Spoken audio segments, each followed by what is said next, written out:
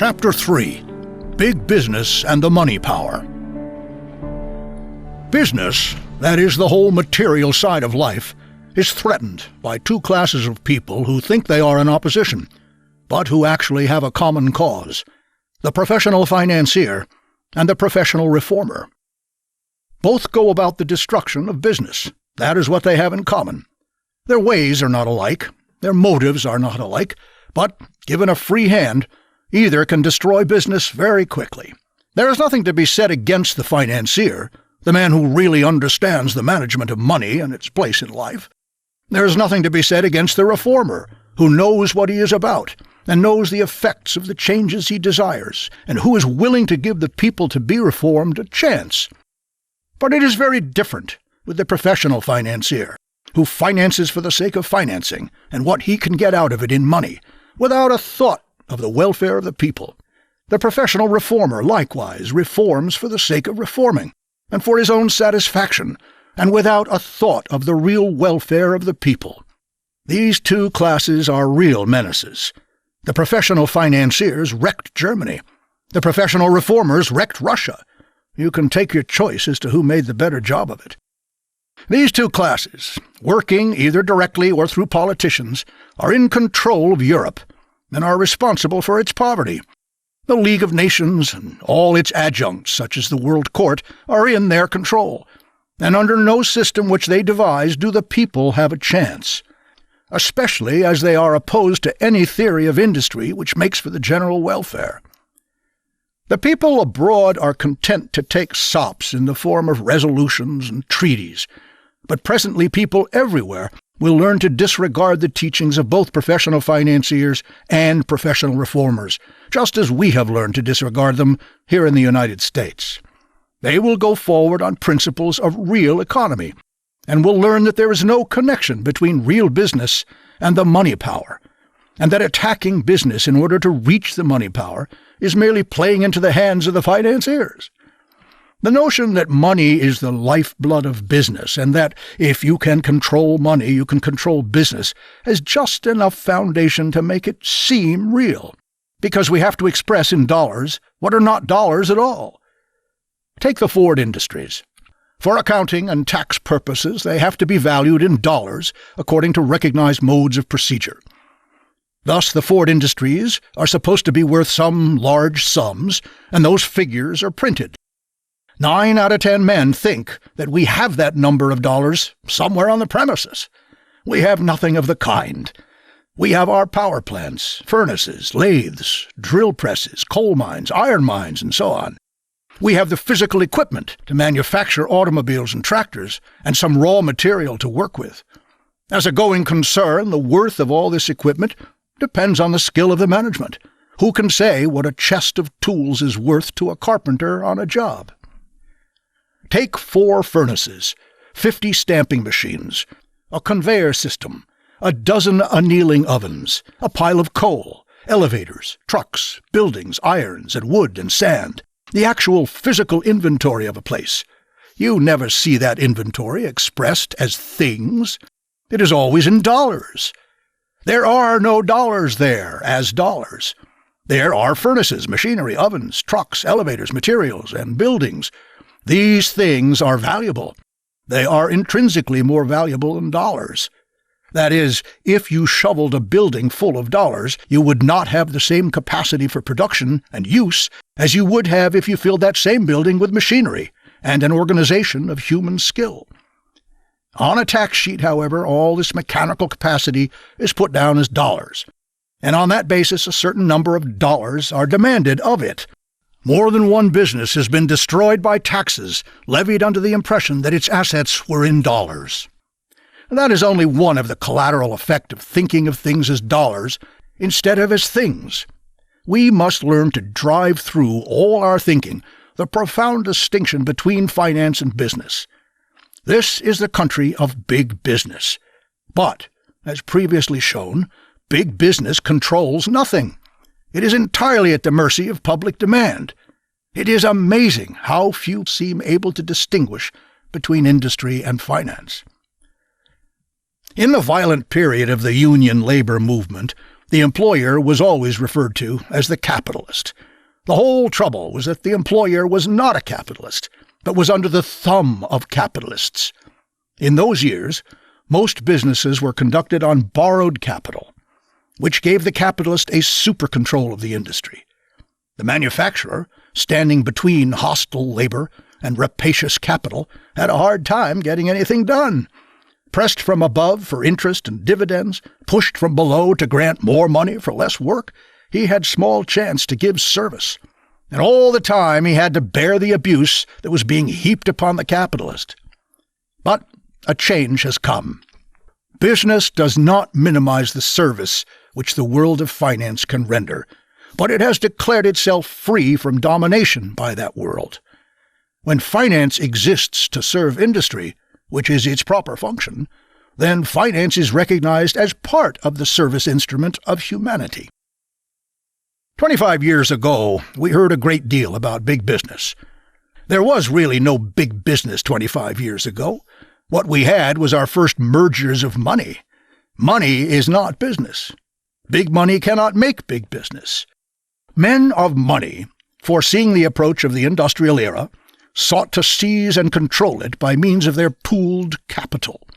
And for a time, the country rang with their exploits. Money brokers are seldom good businessmen. Speculators cannot create values. However, the idea got abroad that money had grabbed everything, and that money controlled everything. Go back in mind 25 years.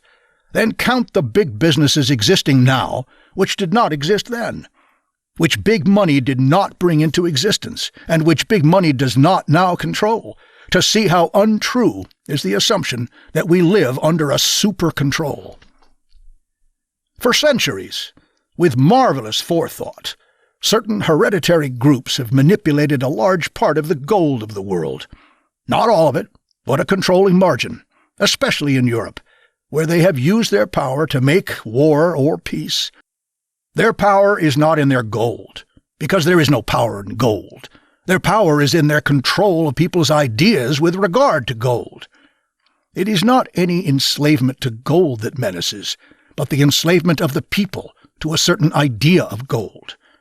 Money control does exist, not the control of mankind by money, but the control of money by a group of money brokers. At one time, this meant the control of mankind by money. But now, with the growth of real industry, money is slowly receding to its proper place as one of the cogs in the wheel, not as the wheel itself. No money trust today controls the American worker or the creator, the men who with hand or brain serve society in a productive way. Well, this is not to say that money and profits are not necessary in business. Business must be run at a profit. Well, this will be taken up in a subsequent chapter. Else it will die. But when anyone attempts to run a business solely for profit and thinks not at all of the service to the community, then also the business must die, for it no longer has a reason for existence. The profit motive, although it is supposed to be hard-headed and practical, is really not practical at all, because, as has been explained, it has as its objectives the increasing of prices to the consumer and the decreasing of wages, and therefore it constantly narrows its markets and eventually strangles itself. That accounts for much of the difficulty abroad. There, business is largely controlled by professional financiers, and the men in actual charge of operations have little indeed to say about management. The worker is not expected to be able to buy what he makes, and he is further fooled by the reformers who tell him that his way out is through higher wages and shorter hours. He wants exactly what the professional financier wants, that is, something for nothing. And thus, without knowing it, the financiers and reformers combine to destroy business as an instrument of service. That is why we hear so much talk in foreign countries of the necessity for export trade. The home market is not built up through the payment of high wages for well-managed work which will result in low price to the consumer. The worker is a consumer of only a few meager necessities of life. This need not be so. We have demonstrated through our own industries in nearly every part of the world that it need not be so, as will later be brought out. I have no doubt that the workers in the Ford Industries in the United States own more automobiles than are owned in the whole world outside of this country. There is no accident in this, nor is it due to the natural resources of the United States. Power can be made plentiful almost anywhere. Great Britain has plenty of coal and some water power. The continental countries have either coal or water power, or both. They all would have plenty of raw materials if the fences erected by the tools of the financiers were taken down. But raw material is not nearly as important a factor as it once was. We are, every day, learning to use less and less raw material by adding to its strength. One of these days, steel and iron will no longer be on a tonnage basis, but on a strength basis. This is one of the most important of our developments, and also we are learning that a great deal of material that has served its purpose can be reclaimed and reworked. But that, too, is a matter for another chapter. The reason why Europe thinks that it cannot manage without export is that the professional reformers, coming from below, and the professional financiers, coming from above, have together squeezed the buying power out of the people, and the industries are forced to look abroad for markets. Having exploited their own people, they seek to exploit other nations. There could easily be a healthy trading between nations. There need be no vicious competition, the kind of competition that brings on war. If the home market is built up, and everywhere in the world this can be done, then the export trade will be the natural and healthy exchange of commodities which one country can spare and another need. The present competition in the world markets is due largely to the exploitation of the people at home. It becomes plain, therefore, that to confuse business with the money power is to make one thing of two, and to unite elements which naturally oppose each other. A business cannot serve both the public and the money power. As a matter of fact, the money power has always lived more by exploiting or wrecking business than by the service of business. There are signs, however, that this may be on the mend. Money put into business as a lien on its assets is dead money. When industry operates wholly by the permission of dead money, its main purpose becomes the production of payments for the owners of that money. The service of the public has to be secondary. If quality of goods jeopardizes these payments, then the quality is cut down. If full service cuts into payments, then service is cut down. This kind of money does not serve business. It seeks to make business serve it. Money that takes no risk in an industry but demands its toll, whether there be profit or loss, is not live money. It is not wholeheartedly in the business as a part of it. It is a dead weight, and the sooner the business is rid of it, the better. Dead money is not a working partner, but an idle charge. Live money goes into the business to work and to share with the business. It is there to be used. It shares whatever losses there may be. It is an asset to the last penny and never a liability. Live money in a business is usually accompanied by the active labor of the man or men who put it there. Dead money is a sucker plant. The principle of the service of business to the people has gone far in the United States, and it will spread through and remake the world. It was not the war, but the seeming impossibility of restoring conditions as they were before the war that gave men the first inkling of the lesson they are to learn. They would have accepted the war as an accident or as a mistake had they not been made to see that the war was but the symptom of a deeper malady. The old tricks have failed. The old wisdom has proved foolishness. The old motives are ineffective. If losing a false wisdom and finding a new beginning of learning is progress, then we may say that the world has progressed. Its old principles are disproved by experience. Progress is not marked by a definite boundary across which we step, but by an attitude and an atmosphere. Everything false does not vanish at a given moment, and everything true appear. Some men know, and many others feel, that business is something more than money, that money is a commodity and not a power. Any business is as good as finished when it begins to finance. It is sometimes necessary, although always dangerous, to get money for extensions, except out of profits, and there may be emergencies when additional cash is required. But this is very different from financing for the sake of financing. using the business to make money through finance instead of through service. The danger point of any business is not when it needs money, but when it becomes successful enough to be financed, to be a foundation for a great pile of stocks and bonds. The public is gullible and may easily be taken advantage of. For instance, a certain amount of the stock of the Ford Motor Company of Canada is on the market. It could be bought for about $485 a share. Some exploiters bought up a few shares, and against each share issued 100 of what they called bankers' shares at $10 each. That is, they sold for $1,000 what they had bought for $485. And the strange part is that the public fell into the trap and freely paid $2 for something which they could have bought themselves for $1. That shows how easy it is to turn a successful business into a financial tool. Thus, it is just when an industry becomes most widely useful that its strongest testing comes. The money power will point the way of large stock issues, of profits made out of paper instead of production, of easy gains by mixing water with true worth. This is a temptation to which many concerns succumb, under the delusion that it is business. It is not business at all, but only a method of slow suicide. Think, if you can, of a single great industry operating today that was deliberately created and fostered by the money power. Every big business began lowly, grew because it filled a want, and if it attracted the attention of the money power at all, it was only after growth had been attained. A business which can bring itself to the point where it attracts the attention of money should be able to continue on its own feet without being financed.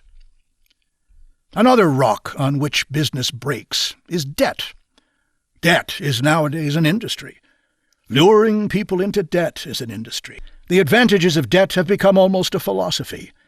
Possibly it is true that many people, if not most, would bestir themselves very little were it not for the pressure of debt obligations. If so, they are not free men and will not work from free motives. The debt motive is basically a slave motive. When business goes into debt, it owes a divided allegiance. The scavengers of finance, when they wish to put a business out of the running or secure it for themselves, always begin with the debt method. Once on that road, the business has two masters to serve, the public and the speculative financier. It will scrimp the one to serve the other, and the public will be hurt, for debt leaves no choice of allegiance. Business has freed itself from domineering finance by keeping within itself its earnings. Business that exists to feed profits to people who are not engaged and never will be engaged in it stands on a false basis. This is being so well understood that it has become a part of the creed of commerce that the service of business is wholly to the public, and that the profits of business are due first to the business itself as a serviceable instrument of humanity, and then to the people whose labor and contributions of energy make the business a going concern. But neither business nor finance has power to compel the public to buy here or buy there. The record of financiers in business affairs is full of disaster. If finance had the far-flung power that alarmists say it has, America, like Europe, would be filled with ragged peasants. But here, the service of business always has controlled and always will control. Money does not control wheat, coal, and other essentials of life. How can it? It does not create them. There are twice as many coal mines open as we can possibly use. Until a little while ago, wheat was a drug on the market. Money does not own the coal in the United States. Money does not own the farms or the farmers. Money, following its traditional policy, would make coal scarce. Here we have it plentifully. Money would make wheat scarce. The world is piled with wheat. But while you can always go out and buy an automobile, you cannot always go out and buy a ton of coal. Yet proportionate to the need, the ready supply of coal is greater than the ready supply of automobiles. It is not a matter of money control. It is a matter of wise method and system of business. The true course of business is to follow the fortunes and pursue the service of those who had faith in it from the beginning, the public. If there is any saving in manufacturing cost, let it go to the public. If there is any increase in profits, let it be shared with the public in lowered prices. If there is any improvement in the commodity, let it be made without question, for whatever the capital cost. It was first the public that supplied the capital. That is the true course for business to steer. And it is good business, for there is no better partnership a business can enter than a partnership of service with the people. It is far safer, far more durable, and more profitable than partnership with a money power. The best defense any people can have against their control by mere money is a business system that is strong and healthy through rendering wholesome service to the community. Much publicity is given to dishonest business, but this is not because there is more dishonest business than before, but because it has become such an out-of-date thing. The history of dishonesty in business in the United States begins, like the immoral methods of early competition, in the scarcity of opportunity. Dishonest business never had any excuse for existing, but there were times when it was at least understandable. Nowadays it is not even understandable. The great swindles began in an age when opportunity was scarce. Swindling is out of date today because honest opportunity is unlimited. The organization of industry to serve the people will not interfere with the profitableness of industry, as some seem to imagine. Putting right principles into our economic life will not decrease wealth, but increase it. The world as a whole is much poorer than it ought to be, because it has muddled along on one cylinder, the get cylinder, and has not grasped in any practical way the true law of service and increase. For always builders want to build, bakers want to bake, manufacturers want to produce, railroads want to carry, working men want to work, merchants want to sell, and housewives want to buy. And why is it that sometimes all these operations seem to stop? Just because when things are going well, some men will say, "This is the time to make a big haul. People begin to want what we have to sell, therefore it is a good time to boost the price. They're in the mood to buy, and they will pay more." This is criminal, just as criminal as cashing in on a war. But it springs from ignorance. A part of industry understands so little of the essential laws of prosperity that times of business revival appear like grab-bag periods, in which the highest business wisdom is to get while the getting is good. But enough men are becoming their own masters to know that bargaining and grabbing are not industry, that to grab is to kill. When all learn that profits have to be earned and not grabbed, we shall no longer have trouble with the money power or any other power. We can make prosperity continuous and universal.